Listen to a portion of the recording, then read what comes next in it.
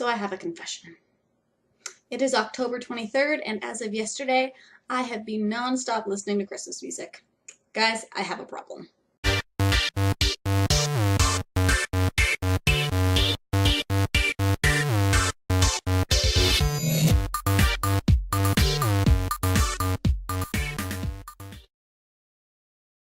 Happy Thursday, Word Nerds, and welcome to another episode of the Circulation Desk, where we talk about all things publishing industry related. So today I was originally going to talk about the whole Kathleen Hale, author, blogger, scary debacle that's going on, but as both an author and a blogger, I've been blogging for about 2 years now, and I really love that community. I'm thinking I'm just going to keep out of it and hope that everyone can figure out what the lesson to be learned from this particular thing is. Yeah, so instead today we are going to talk about author websites.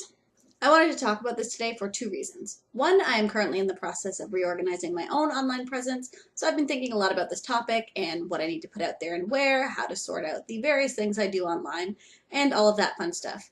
And two, in my random internet perusal, I've come across a lot of author websites lately that have either been hard to navigate, or I'm missing information that I've been looking for, or some obvious features that I would think most author websites would have.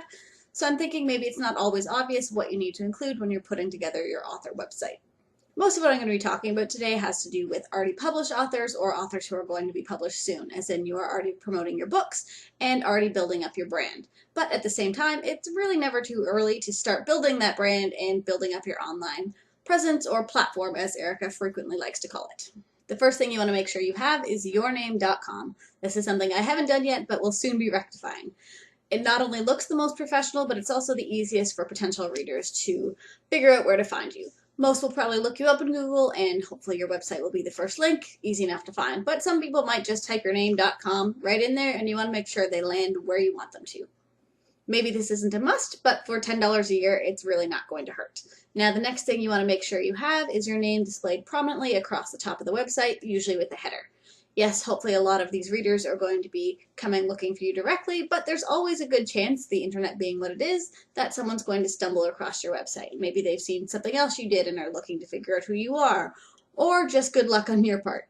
But you want to make sure it says your name and clearly states what you are. Young adult author, whatever you really want to be, what you want to make that brand. Next up, you want to have some sort of biography so that potential readers or current readers can get to know you a little better. Make sure it's casual and fun and gives readers interesting information rather than a formal list of your accomplishments that reads more like a resume. Make them want to get to know you and get to know your books. And on the topic of getting to know you, you want to make sure you also have links to the rest of your online presence.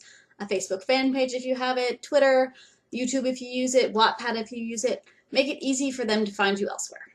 Now for the big one. Books. This is an author website after all. Most likely, if someone's looking you up online, they want to know more about what you've published. This could be the case if they're interested in learning more about your book, or maybe they've read something that you've already published and want to figure out what's coming next. So this information needs to be really out there, really easy to find, and engaging. How you organize this is totally up to you and vastly depends on how many books you already have out there. A lot of authors will just have links to the title of each of their books up top, or links to each of their series if they have a lot, or just one published works page. This last one maybe isn't a must, but I disagree, and that is an author newsletter. This is something that readers can sign up for if they really want to know what's going on with you. They want to be the first ones to hear your big news. And it's a way for you to engage with those really dedicated readers. I know a lot of authors think of it as spammy, but it's sign up only, so it's really just those readers that want to know more. You're not forcing it on anyone, and they can always unsubscribe if they're losing interest and want to stop receiving emails from you. Of course, you don't want to send constant emails out there, but it's a great way to let readers know when your new books come out and what it is you're doing.